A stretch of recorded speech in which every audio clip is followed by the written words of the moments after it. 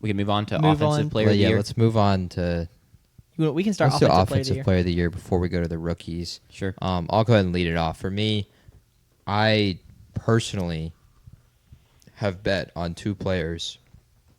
I've bet on Jamar Chase to repeat.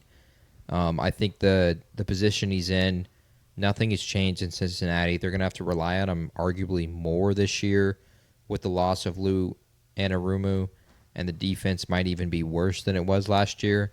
But I'm going to pick CeeDee Lamb to win the Offensive Player of the Year.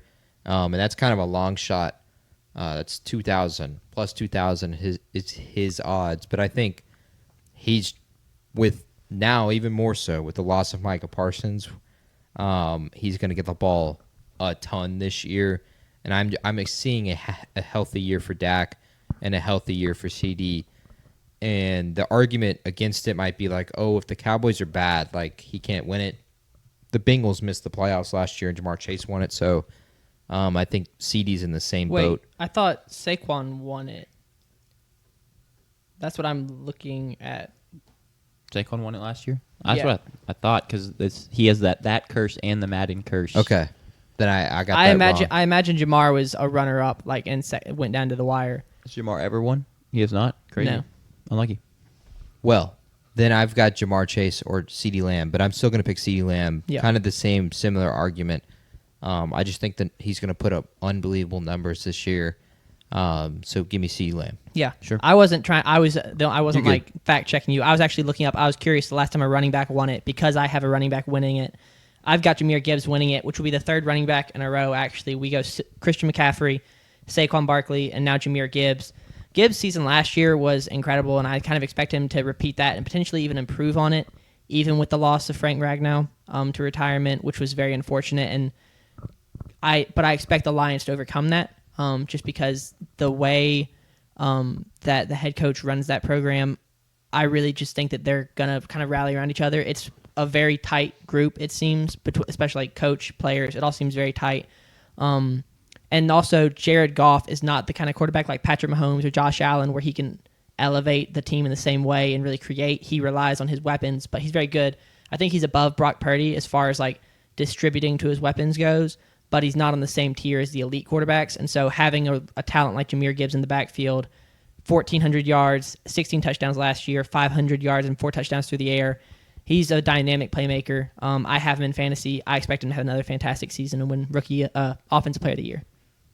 It'd be impressive if he won Rookie of the Year. That'd be unprecedented. I have Malik Neighbors winning Offensive Player of the Year. One, he's a stud. Yeah. He gets open with ease. He's so explosive. He can make big plays. But I think his target share is going to be massive in New York. I'm a little worried about him staying healthy. It was an issue his rookie year. It's already been an issue in the preseason. But if he's healthy, I think he can put the stats and the touchdown numbers to win this award because, I mean, he just gets so many targets in that offense. He basically is their offense. So I have Malik Neighbors. Do you have a quarterback situation you would like to see for him, like best case scenario for him to win it? I mean, not really. I think Jackson Dart will take the job at some point. From what I'm hearing, he's listed as QB2 right now, even above Jameis Winston. Wow, I didn't realize that. But I don't think it matters. He was fantastic with Daniel Jones and whoever else was out there last year. So I think they know they need to get him the ball, and so I don't really think it matters that much. I think he needs Russell to put up the numbers, especially early on. I expect like Malik to play really well and to put up productive numbers because Russell introduces a threat that none of the Giants quarterbacks had last year, which is the deep ball. And Russell, over the past 3 years, even going back to Denver, is like top 3 in terms of accuracy on deep ball from a percentage standpoint. And that was something Malik wasn't able to use last year, which is one of his best threats at LSU. Sure. Was with Jaden Daniels on the deep ball over the top. He had 2 of them against State here at Starkville. So I think he needs Russell to kind of for that to pan out for him. I would expect Jackson to get him the ball a ton. Like, who wouldn't get the ball to Malik Neighbors? But I think he needs Russell for an extended period of time for that to happen. Fair point. This year. And that's also, I mean, that's a long shot, plus 2,500, a little bit longer than CD. But it's possible. Yeah, I think I was looking to make my hot take, which had to be plus 500 or higher odds, and I was like, I could put almost any of my predictions Sure. there, but I was like, I wanted to go with something else for that spot. Yeah. Defensive player of the year, who do you have, Sanders? I have a guy who was recently traded, who was fantastic last year, has been fantastic every year of his career, Micah Parsons. I think Micah Parsons moves to Green Bay, makes that move, and I think that his pairing with Rashawn Gary, who I think is a very good defensive end too, to rush across from him, I think that the two of those will play off of each other very well. I think Parsons will create more for Gary than Gary does for Parsons, but I do think Parsons will benefit a lot from that. We're looking at 16, 18 sacks probably on the season. I think that he's going to post a fantastic season. I don't know the last time. I should have just looked it up. The last time a non-edge rusher won Defensive Player of the Year, but it's been Myles Garrett. Oh, Aaron Donald, I'm sure, in 2021, probably one of the last years of his He's career. still a defensive lineman. Yeah, so it's been Myles Garrett, T.J. Watt, Aaron Donald. As of late, I don't know the last time a non-defensive lineman won it. So The closest odds favorite to win Defensive Player of the Year that is not a defensive lineman is Pat Surtain at plus 3,300. There are 10 players ahead of him. So this is more than likely going to be an edge rusher award. Sanders has Micah. I've got TJ Watt, who's at plus 1,000. Micah's the favorite right now, but I'm going to take TJ Watt. I think he's going to have a really productive year with the new contract, and I expect it to go well.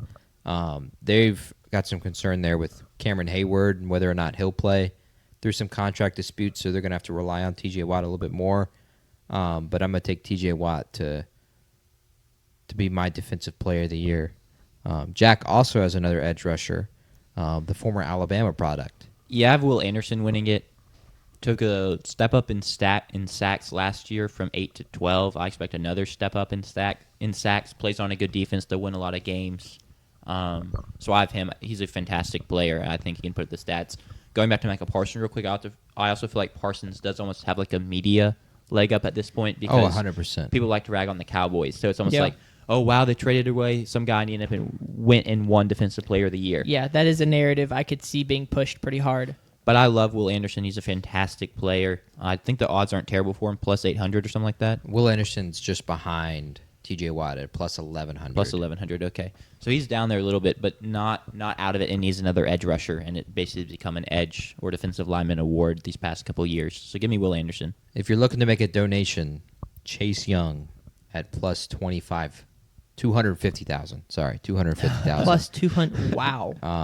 Let's say Some good money to potentially be made there, or just So if you put a it- donation if you put into it- your local sports book. If you put $1 in, that pays $2,500. $2,500. I mean, he's potential second overall pick behind The Kyler Murray. employees at FanDuel need some more money, so feel free to donate. Yeah. By $1 getting a to make Chase Young 2,500.